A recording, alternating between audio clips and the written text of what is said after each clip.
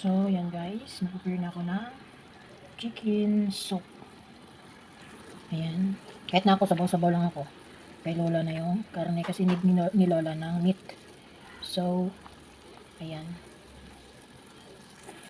Tsaka ito yung ating wolfberries. Ihalo natin sa ating sabaw. Pang last na to siya. Kasi mas mabilis siya mabilis siya malambot. So, ito naman ang ating jujubes. Para siyang dates. Yan siya guys. So, ang gagawin natin, tusok-tusokin natin to para magtamis yung ating sabaw. Ganyan lang. So, ihalo na natin ito doon, kasama yung ating radish. Hindi ko pa na-slice yung aking radish guys. Ayan. Para malata. Sama ko siya sa sabaw ngayon. Kailangan natin siya islicean. Dati, hindi ko alam paano tulutuin. Pero, nung nakita ko doon sa So, ayan, hugasan ko muna. So, ayan. Tapos ko na na-slice yung ating radish. So, ilagay na natin doon sa ating manok para malata na yung ating radish. At saka, itong ating jujubes, magtamis na yung sabaw. So, mix natin doon. So, ayan. Ilagay na natin ang ating radish. Ayan. Tapos, pag nalata na siya, bago ko ilagay yung ating bakit may itim? Bago natin ilagay yung ating may fresh akong mushroom ilagay dyan. So, ayan. Ang ating fresh mushroom. Hatiin na lang natin siya diretso guys. Ng 3 hiwa. So, malambot lang to ng mushroom guys. Isarap natin doon. So, lang siya. Mabilis lang siya maluto. So, ganyan lang. Balik natin dito. Pag naluto na yung ating radish, saka ko siya lagay. Yan.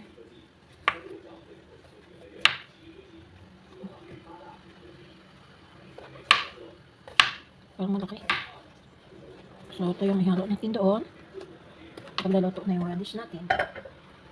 So, mag-prepare na naman ako dito. Ihalo ko to sa dito sa ating patsambang ulam. Karne, mamoy. Ihalo ko na rin to siya guys. So, anuhin ko lang siya. Ipalambutin. Para i-mix ko na lang siya mamaya. Pag, sama ko dito sa ating karne. Yung radish. Kasi wala na lang paglutuan nito. Masarap dito guys.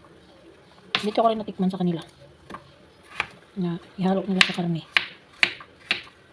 Doon sa dati kong lola. Hindi dito. Wala. Hindi sila nagluluto dito. Ako lang nagluluto dito guys. Kakain lang sila. Nung natikman nila nagluto ako. Sarap daw ako magluto. Sabi ni Amo. Kasi hindi sila nagluluto. Yung luto nila is Taiwanese. So yan. Tapos itong carrots.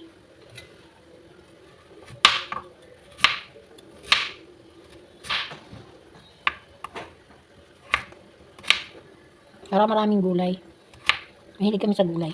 At saka ako hindi ako nagsaing. Ito lang kainin namin. Walang, kasi mayroon ng carrots.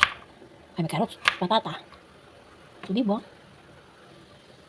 So, dyan lang. Yan ang kakainin namin. Ito, gulay. Tapos, ubusin ko itong carrot siguro. Masarap naman ito kainin. Kain ko si Lola kasi may mamoy may pork taba. Yung sa part ng tenga, part ng ulo ng baboy ang ilagay ko dito. Let's see. Pero malambot na to. Hindi ko na siya palambutin pa kasi pinaano ko na to pinakuluan ko na. Ilagay ko guys. Marami na. Gusto ko ni Lola basta may mga taba-taba. Tapos hindi naman siya gaanong katabaan kasi nga parang masarap yung taba niya sa part ng ulo. Kaya ito yung ginagawa kong sisig So, unahin ko to. Slice. Para makita nyo guys. Kung sa ano pa, sa Pinoy, loto na ano yan, ginagmay sa Bisaya. Ginagbay na baboy. Pero ano, hindi laman ang niluto ko. Tipid-tipid lang. Tipid-tipid guys. Wala tayong pera. Tinipid nila ako dito. Magtitipid na ako di ba? Tinipid nila ako So, magtipid. Ganyan ang Pinoy. Tipid din. Lambot na siya guys. Kasi pinalambot ko na to. Bago ko ilagay sa rep. Ano na siya? Luto na ba? Para hindi na ako magluto ng matagal. So, ganyan lang. Pero malaki. Easy. So, diba? Ito lang yung part na mataba. Sa pisngi to. Pisngi ng baboy. O, diba? O. So, gusto yan ni Lola guys. So, last is ang ating carrots. So, yan. Bigay na natin dito yung ating mamoy. Yung ating bad boy. Parang laki ng hiwa nito. Tungtuwa pa naman si Lola pag malaking hiwa. O, diba? Ay, hindi pala nadiritso kahiwa. Ayan. Ito naman, hirap naman ang ano dito Yung pillar ko kasi, inano niya, tinapon niya. Maganda yun bala.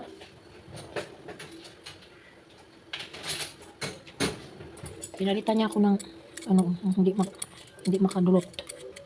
Mapurol.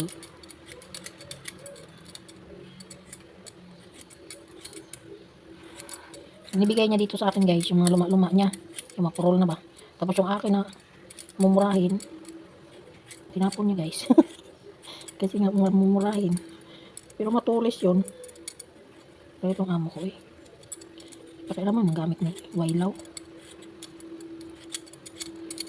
Ayan. Wala akong gamit dito. Pinaghahakot niya. Kaya bumili ako ng mga stainless na lagayan. Kaya nagpakas siya. Kasi pinagdala niya wala nang bowl dito. Kung mayroon kaming lutong sabaw ni Lola, pati yung bowl ni Lola, isa lang ang iniwan.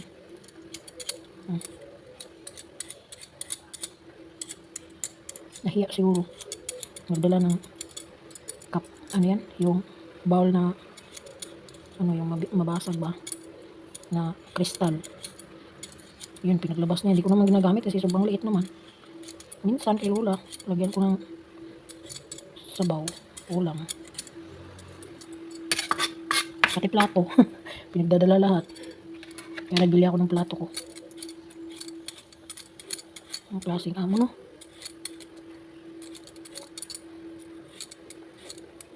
Gamit din siya sa gamit ko. Pag silang nandito, labas lahat. Ayan. Dapat matapos guys.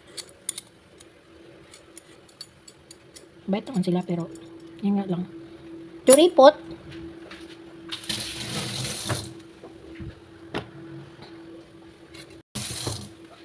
So, slice na natin. Si Lola ko nag-aabang na sa akin. Nakala niya makain na to agad, no? Ganyan siya. Pag nagluluto ako, nakaabang. Binuksan ko na nga yung TV niya doon sa kwarto para manood siya ba. Hindi man siya nag-alis. Bahala ka dyan. O dislike kasi si Lola guys. Kala niya lahat ng niluluto ko mabilis. Bigyan ko agad siya. I'm sorry Lola, matagal pa ito.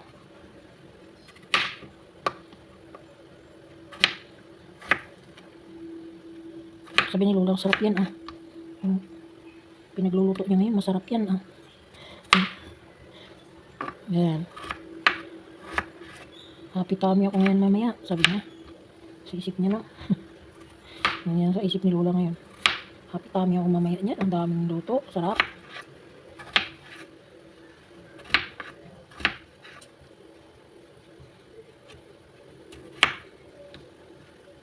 Isang taban lang to ang timpla nito guys kasi walang rice. O, diba?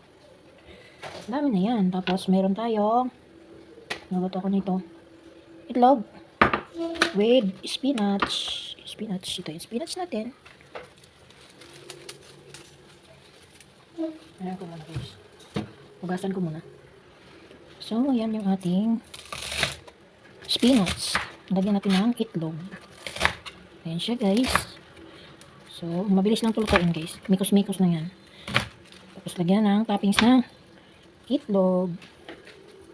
So, ayan. Timplahan na natin yung ating chicken soup. Ganyan siya paglagyan ng timpla. Tapos lagay na natin yung ating mushroom.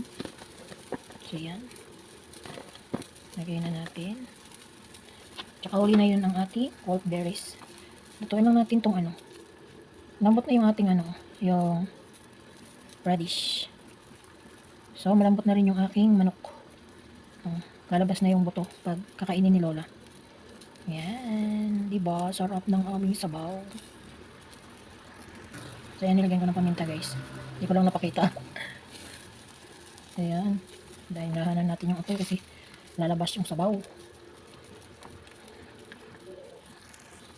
Lagyan natin ng konting asin. Konti lang kasi maalat daw to eh. Ito yung asin na binili niya. Yan. Binili ni Amo. So, konti lang lagay ko kasi rock salt.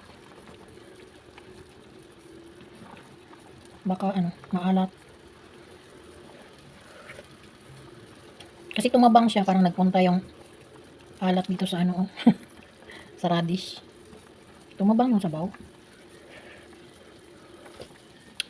Sarap. Matabang pa rin. Lagyan natin konti. Walang lasa. Malasahan ko lang yung parang tamis-tamis konti. So, yan.